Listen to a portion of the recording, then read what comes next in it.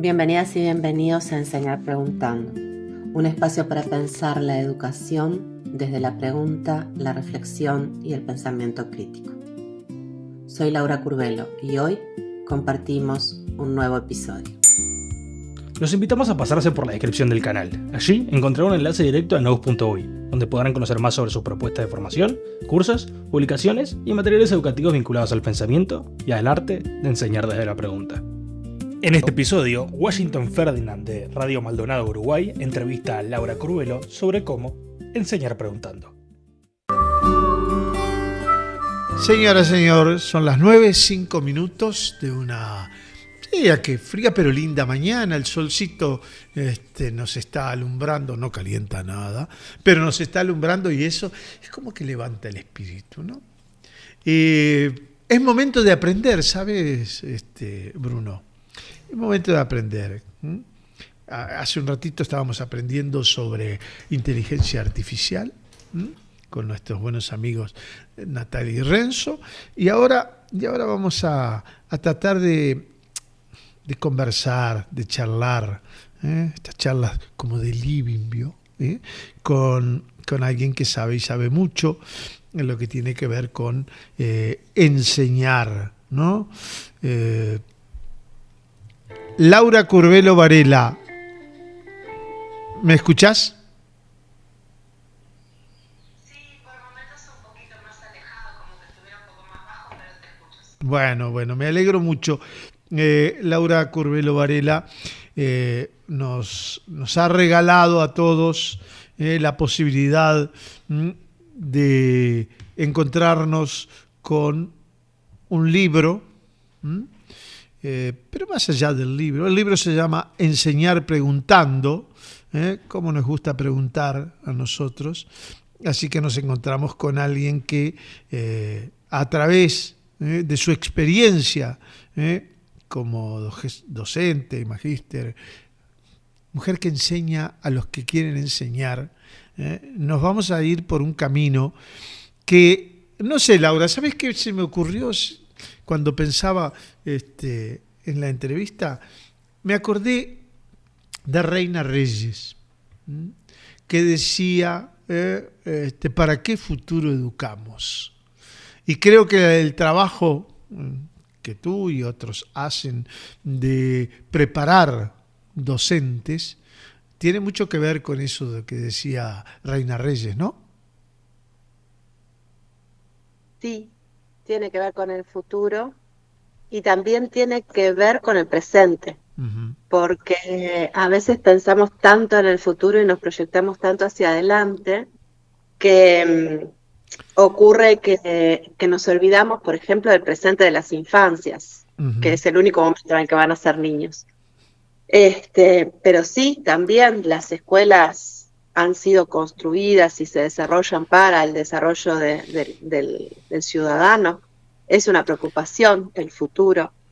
Ojalá el futuro sea grato, porque en un mundo en el que cada vez más las inteligencias artificiales, la violencia, la poca humanización de los vínculos entre las personas, empieza a ser lo cotidiano. Yo creo que enseñar pensándonos en esta cuestión de ser cada vez más humanos, y más humanos en cercanía, más cerca unos de otros, es importante. Estamos es un camino ético. Estamos enseñando bien. Tenemos que cambiar, hay que modificar algunas formas de enseñarle a los que van a enseñar, a nuestros chicos. Viste que en esa palabrita que vos pusiste ahí del bien, tenemos tantas connotaciones. Sí, claro. Pero yo creo que la formación docente debiera transformarse, sí. Es necesario repensar las formas de enseñar y de formar a los docentes, porque considero que es necesario repensar la escuela. ¿Desde dónde? Desde todos los lugares, desde los formatos. Nos podríamos preguntar por qué agrupamos los niños por edades, hoy por hoy. y si no llega a ser algo simbólicamente semejante a cuando agrupábamos los niños según fueran niñas o varones, la connotación de la separación por edades no tiene mucho que ver. El hecho de que las maestras deban saber todo de todo como mandato casi social tampoco tiene tanto que ver. Si pudiéramos trabajar en formatos en los que enseñar fuera más grato y aprender fuera más disfrutable, la escuela debiera reformularse. La escuela es un universo muy jerárquico también. En pensar, repensarnos en el rol de cómo formar, de cómo considerar las infancias y en ser más cuidadosos con los maestros y maestras que son quienes tienen toda la carga social de la educación, aunque yo considero que tampoco debiera ser así, nos transformaría en mejores instituciones educativas. Uh-huh. Ahora, hay varias cosas, ¿no?, de lo que vos decís. Los niños enseñando a los maestros, ¿no?, o los maestros aprendiendo también de los niños, es una de ellas.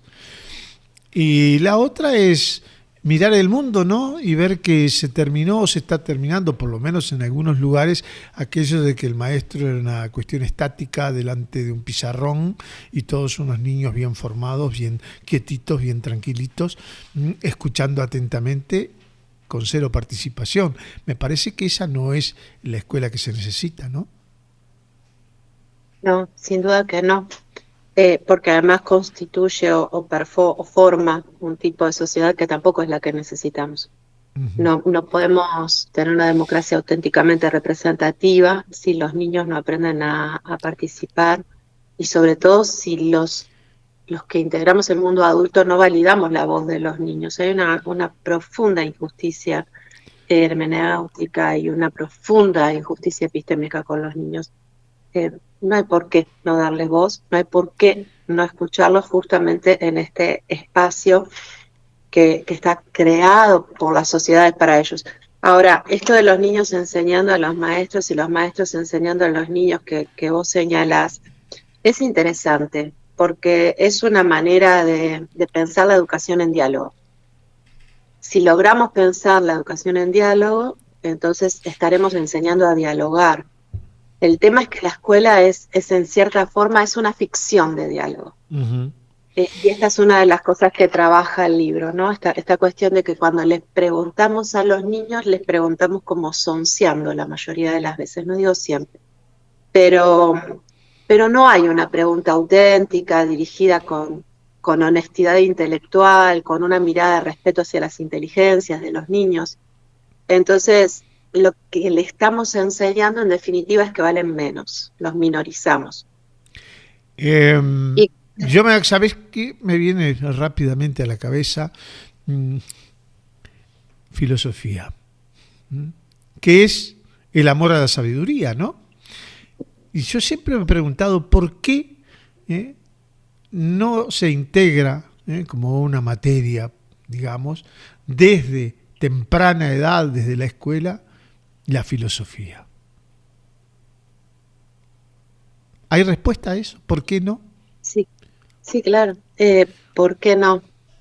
¿Y por qué querrían la escuela o por qué querrían las autoridades, por qué querrían las políticas educativas a nivel macro modificar lo que son? Uh-huh. Tener filosofía para niños o filosofía en las escuelas es algo que se viene haciendo desde hace 60 años en más de 80 países. Sí. Es impresionante los aprendizajes que esto genera a nivel, justamente de lo que hablábamos recién, de la construcción del ciudadano, del diálogo, del respeto, de lo ético, pero también hay muchísimos estudios realizados que muestran cómo el desarrollo de la práctica de la filosofía en las infancias, tengo ahora presente un análisis que hace un profe queridísimo de Madrid, Félix García Morillón, en el que plantea cómo se desarrolla toda la razonabilidad en todas las áreas y cómo se puede medir en términos de mejora, que no sé si son los términos en los que debiéramos hablar de educación, pero en esos términos se mide el progreso en todo el resto de las áreas de aprendizaje que realizan los niños que filosofan.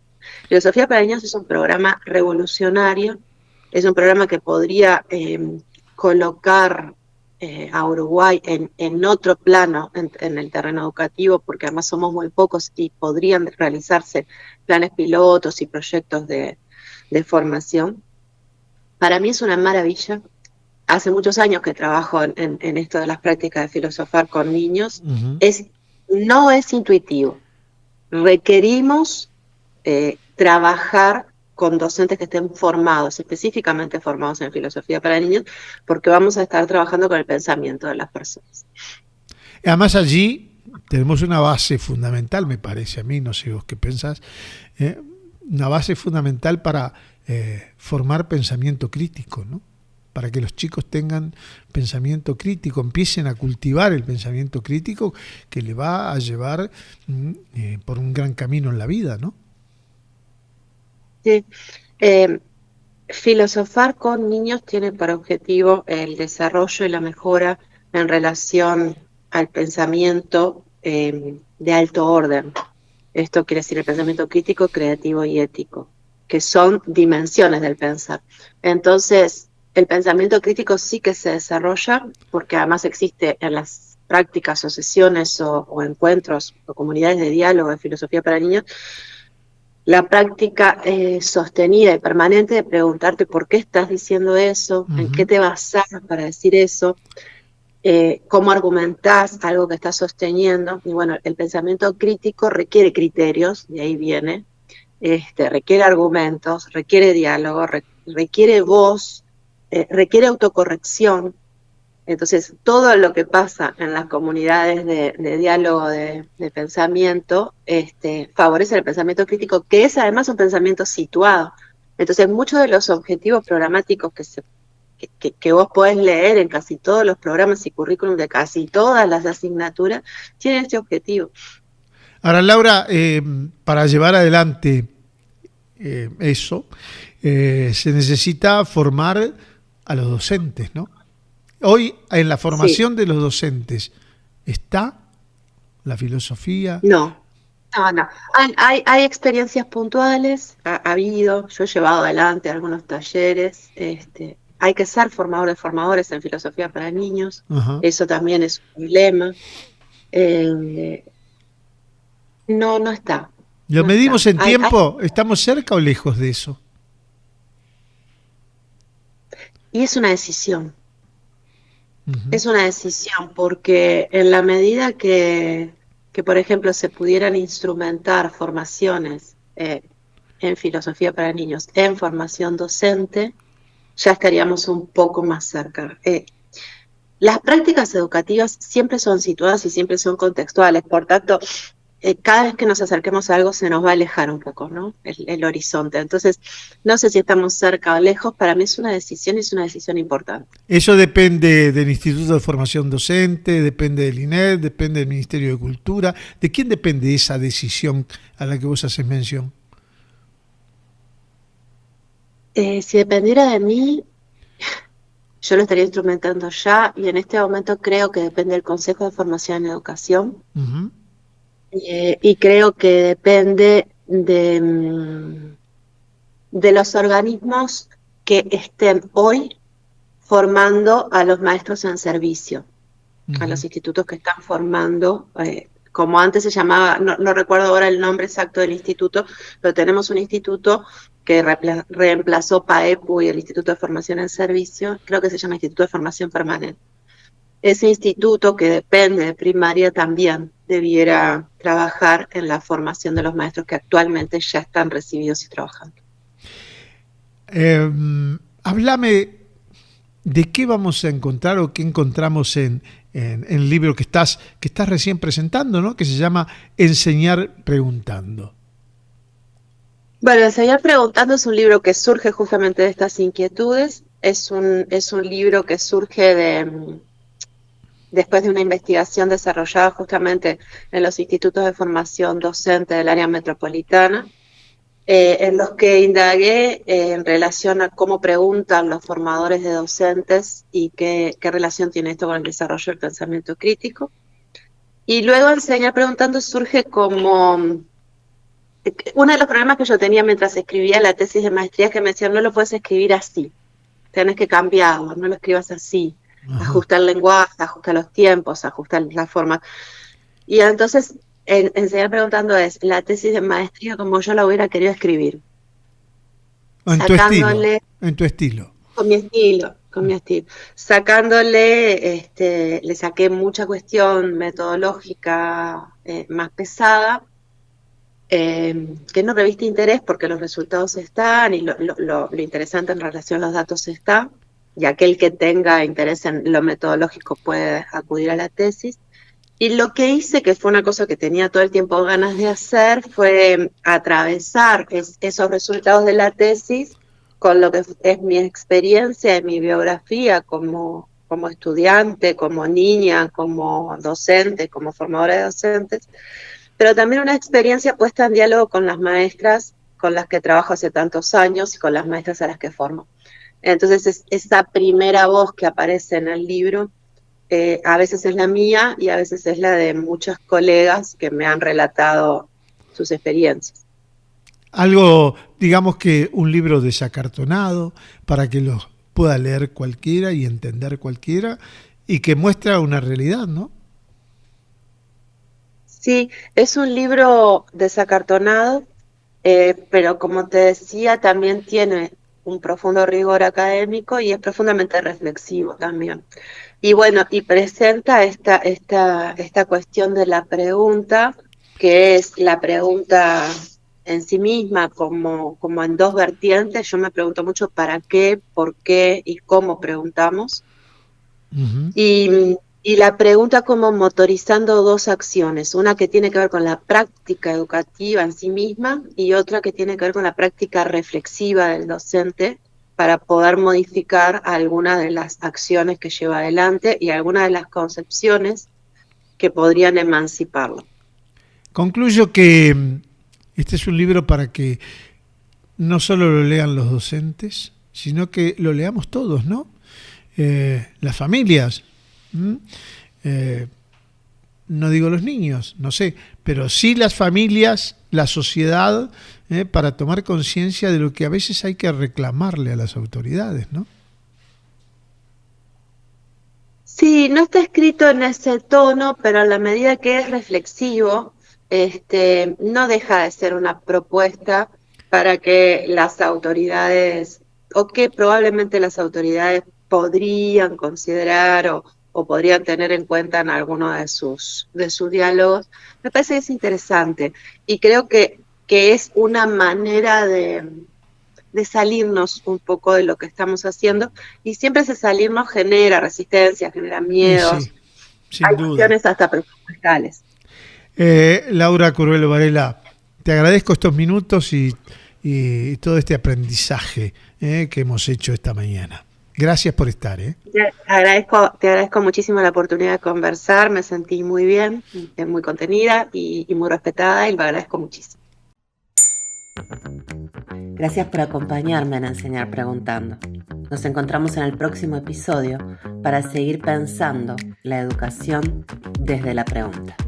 Los invitamos a pasarse por la descripción del canal. Allí encontrarán un enlace directo a nous.uy, donde podrán conocer más sobre sus propuestas de formación, cursos, publicaciones y materiales educativos vinculados al pensamiento y al arte de enseñar desde la pregunta.